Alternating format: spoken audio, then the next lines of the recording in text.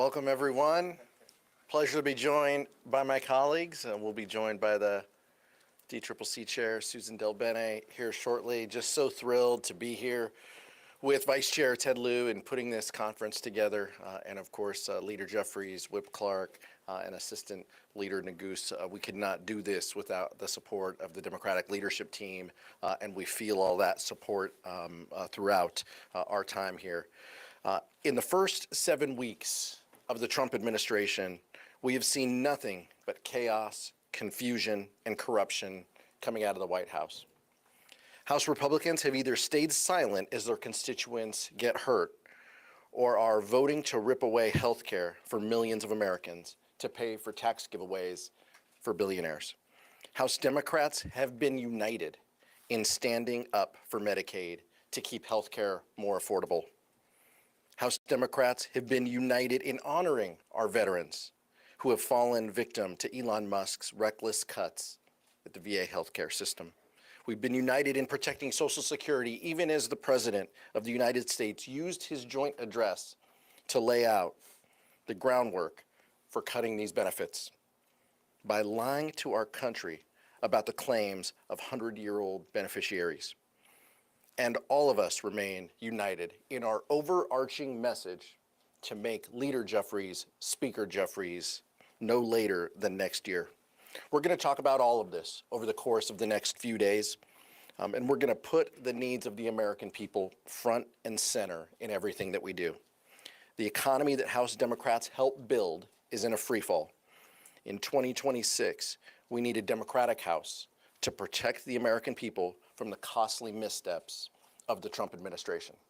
With that, introduce Leader Jeffries.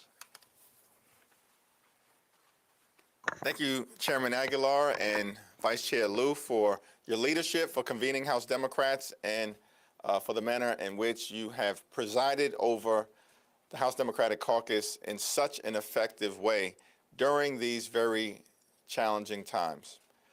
Donald Trump and House Republicans are crashing the American economy in real time and leading us toward a possible recession. Donald Trump and House Republicans promised that they would lower the high cost of living on day one. Costs aren't going down, they're going up. Inflation is going up. The stock market is going down. Consumer confidence is going down. Consumer spending is going down. The retirement security of the American people is going down, and it's all connected to the chaos, confusion, and corruption of the Trump administration and extreme MAGA Republicans. House Democrats remain united in the effort to protect Medicaid and the health care of the American people. We remain united as it relates to protecting Social Security and Medicare. House Democrats strongly opposed the reckless Republican spending bill that will hurt families, hurt seniors, and hurt veterans. House Democrats remain committed to building an affordable economy and driving down the high cost of living for everyday Americans. And House Democrats are united in our understanding that we must take back the majority next year with the fierce urgency of now.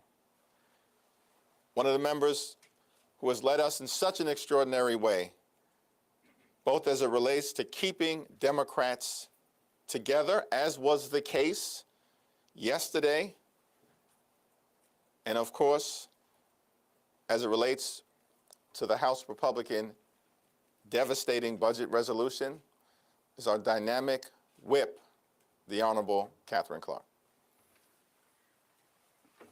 Thank you so much, Mr. Leader. And to Chairman Aguilar and Vice Chair Lieu, we are so grateful to you for once again organizing this opportunity to come together as Democrats. This is always a powerful opportunity and issues conference, but this year especially, we are really grateful because we have a lot to dig into, especially the last 24 hours have shown a stark illustration of what we're fighting to stop. A Republican Party that promised to put more money in the pockets of working people. They turned around and stole their money, stole from their own constituents, from their schools, their health care, their retirement, all to cut billionaire taxes and funnel corrupt contracts to Elon Musk. Just look at the split screen.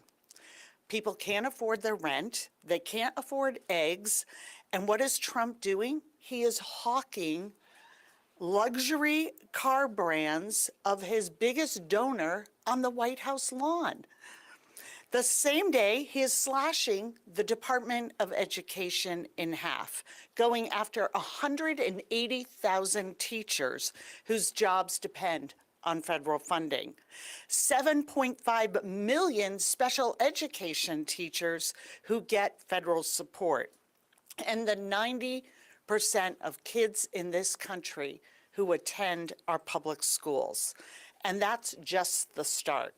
Yesterday's defunding bill is going to wreak havoc on working families. And once again, it's women and girls who will pay the heaviest price. The domestic violence survivors, they're voting to evict them. The overworked VA nurses, 84% of whom are women, who are either fired or being forced to take on even heavier workloads. The patients watching Republicans defund Alzheimer's disease, breast cancer, and maternal mortality research. The moms who are searching for affordable childcare. Whether it's born out of cruelty, cowardice, or corruption, or all three, the GOP is hell-bent on making families at home unsafe. So we recognize these are brutal and scary times, but here's our message to the American people.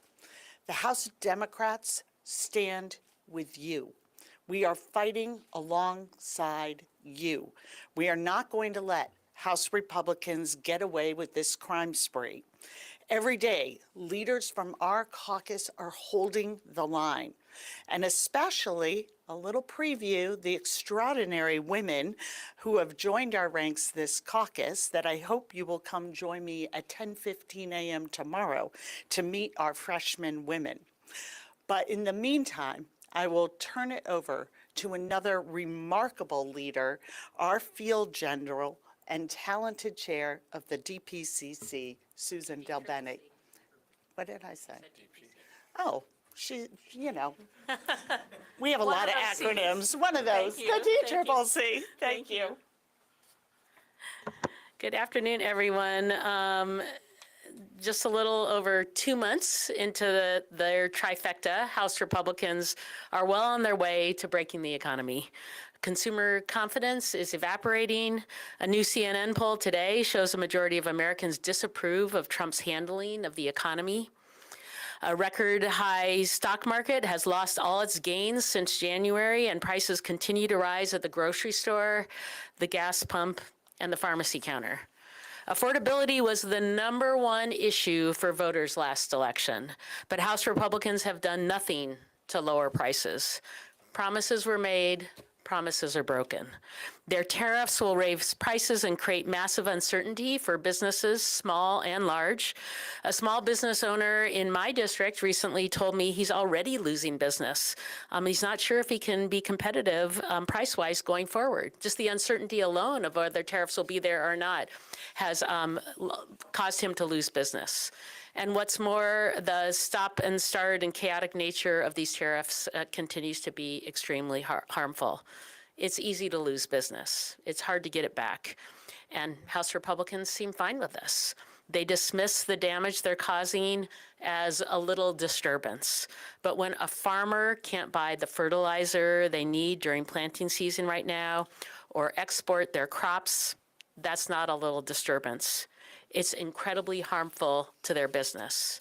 And Republicans promise to support our businesses, our farmers, and our workers. But with these tariffs, they're doing exactly the opposite. House Democrats and the American people are going to hold Republicans accountable for their broken promises. And we're already seeing across the country people standing up and speaking out against their dangerous agenda. The public is opposed to their cuts to Medicaid. They're opposed to the mass layoffs of firefighters, of inspectors in charge of combating bird flu, of veterans who are supporting veterans at the Veterans Administration. House Republicans know how unpopular their agenda is, which is why vulnerable House Republicans have stopped holding in-person town halls. They can't, they can try to hide all they want, but they can't hide from voters forever. The frustration and anger we're seeing across the country should send a loud message to House Republicans. People are ready for a change, and they're ready to help House Democrats take back the gavels. So now I want to turn it over to our incredible vice chair from the great state of California, Ted Lieu.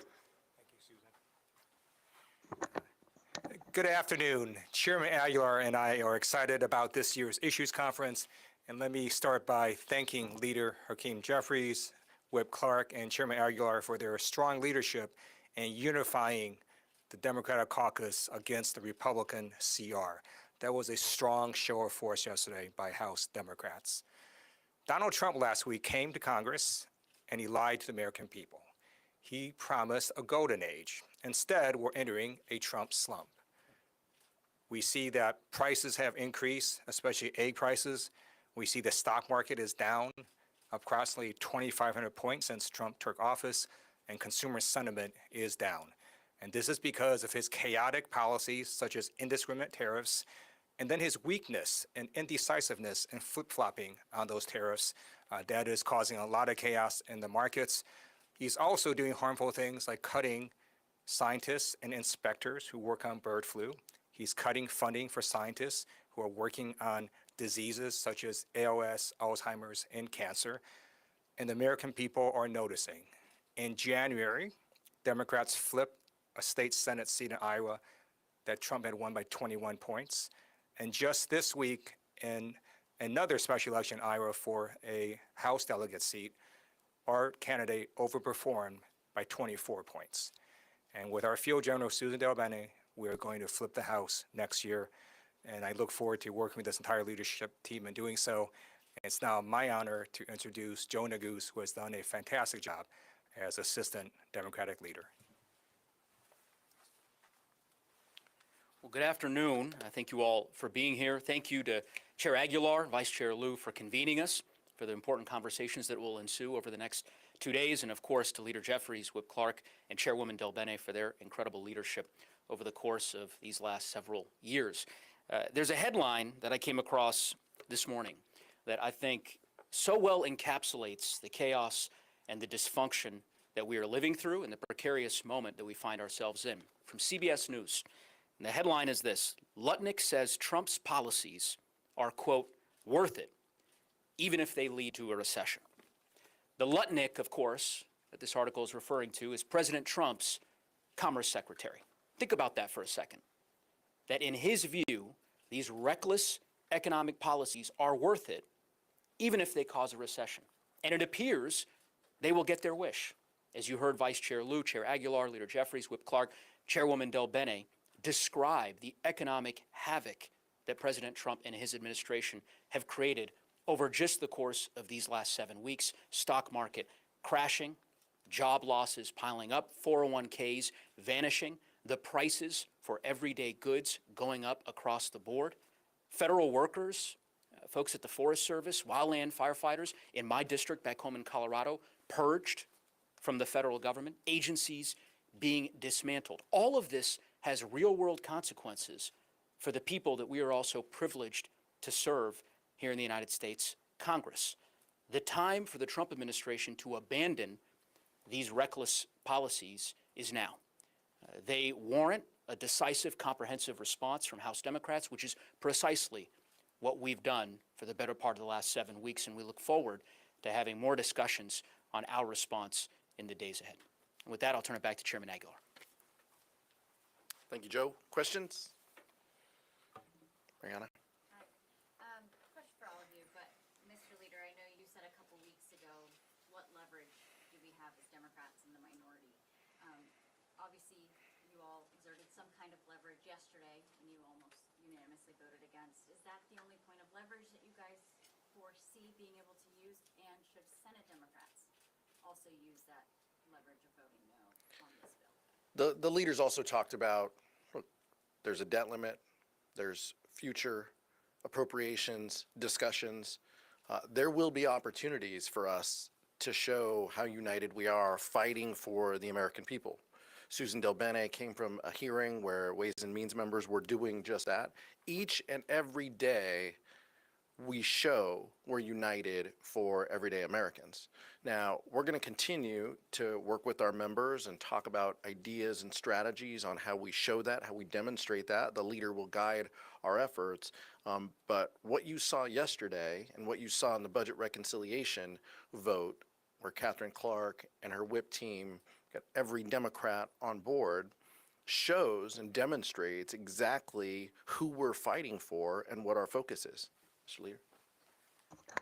That was a rhetorical question that I asked in response to a reckless charge from Speaker Mike Johnson that it was House Democrats who were determined to shut down the government. I'm not even sure why we're still on that point. After what we've seen repeatedly in terms of House Democrats standing firmly together to oppose the largest Medicaid cut in American history. Every single House Democrat. And Republicans are on the run all across America, which is why they have been ordered not to hold town hall meetings.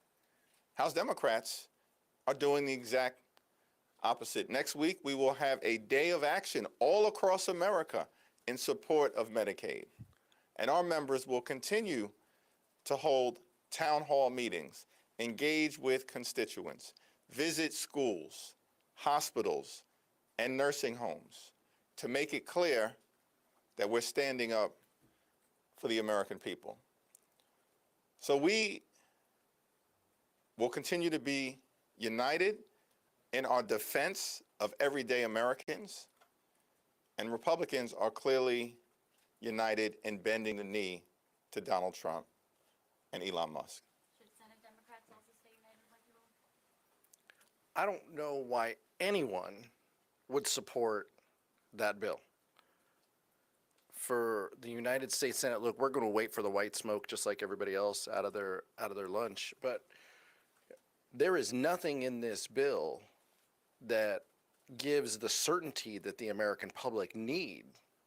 Cuts to veterans' health care, continued cuts for these agencies that are providing services from wildland firefighting to cancer research. Elon Musk and Donald Trump are systematically already shutting down the federal government.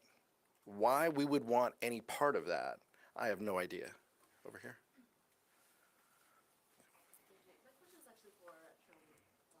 I'm happily going to give it to her. Sight unseen.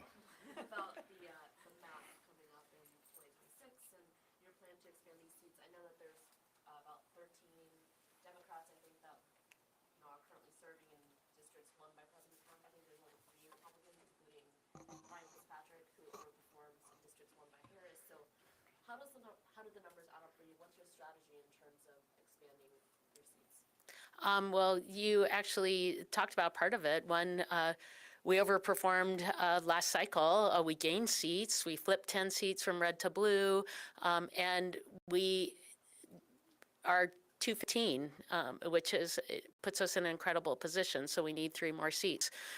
As you said, we won also in Trump districts across the country, and I think given that was before the chaos and dysfunction that we've seen from the Republican Party already, just in 2 months, and the outrage that we've heard from the American people across the country. So we're going to hold them accountable. I think that folks want to see, and economic issues are top of mind. We're going to continue to recruit and have great candidates. That's one reason we won across the country, even in tough districts.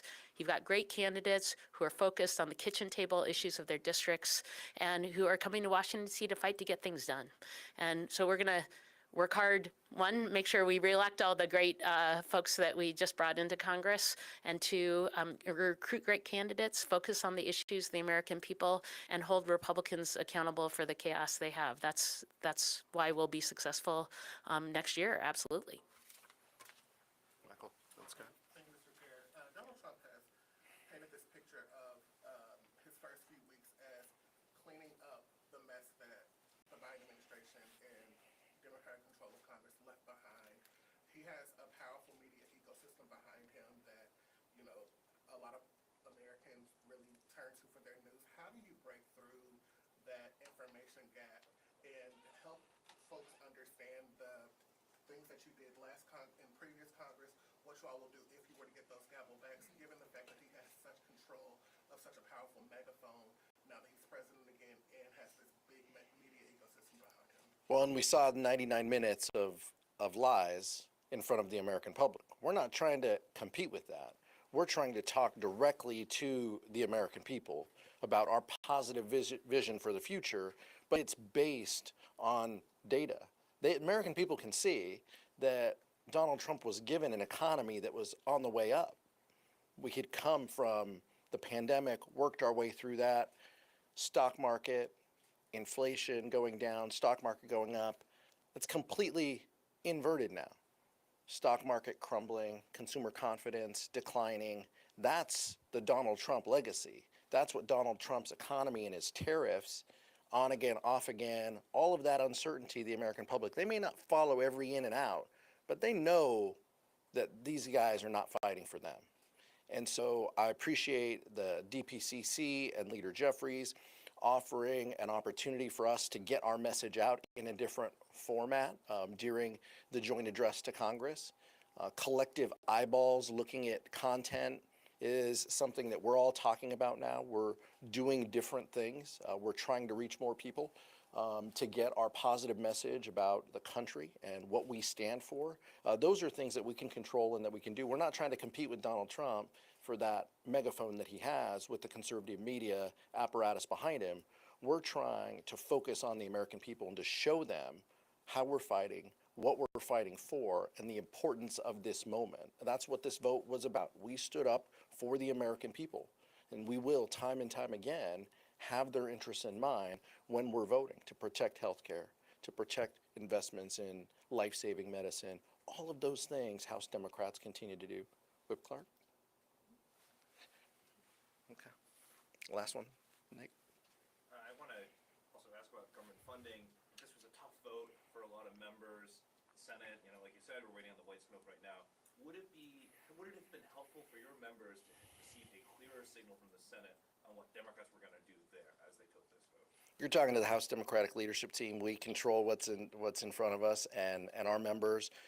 I'm so proud of our members continuing to listen to us, ask for guidance, ask for more information, wanting to get this vote right for their districts. The level of information that this team, that Leader Jeffries and Whip Clark were providing to our members so people feel confident and so they understand the detail of this. This was not a clean CR. A clean CR, we voted for those. Those are 3 pages. You move a date around. This is 90 pages. You know, anomalies were pages 12 through 87. I mean, right, this is anything but clean, and House Democrats knew that. And so our unity was important. It was important because we keep hearing from the American people that they want us to push back against Donald Trump's chaos and extremism. And that's exactly what our vote was about. And I'll ask Whip Clark to. Yeah, we'll go for it. Yeah, just to add what our chairman already said, what we were faced with was really 2 prongs. One, we have a blank check to Doge, to keep on doging and taking a chainsaw to the very programs that American families are saying they want us to protect, whether that's their health care or veterans benefits or public schools. Social Security is, we have said repeatedly, if this CR protected Social Security, Medicare, and Medicaid, we would have voted for it. but they did just the opposite. And how do we know this is all part of the scheme of dismantling government, taking deserving taxpayer dollars and giving it to the billionaire class? Because Republicans told us so. You saw Freedom Caucus members coming out and saying, I am now going to support this CR after I have been told by the Trump administration this will be a path to further cuts and spending. That is a path to stealing taxpayer dollars. And that is why you saw that unity. And I think our unity of purpose is a clear sign of whose side we stand on. We're standing on the side of working families. And that's why our message to the Senate is also stand with us on that side. And we think that our vote gives the Senate the strength and the message they need to stand up as well. 5 days ago, House Democratic leadership, Catherine Clark, Pete Aguilar, myself, all of us came out strongly against the partisan Republican spending bill because we understood that it was not a continuing resolution that maintained existing spending levels.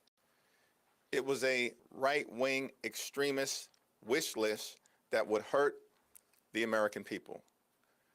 In the caucus meeting yesterday, we laid out 5 different reasons, substantively, why we were strongly opposed to this partisan Republican spending bill and why that position should be reflected on the House floor, as it was, in defense of the American people. The partisan Republican spending bill cut funding for veterans, cut funding for health care, and cut funding for nutritional assistance. It represented an across-the-board cut as it relates to non-defense discretionary funding important to the health, safety, and economic well-being of the American people. The partisan Republican spending bill was an attack on families, veterans, and seniors.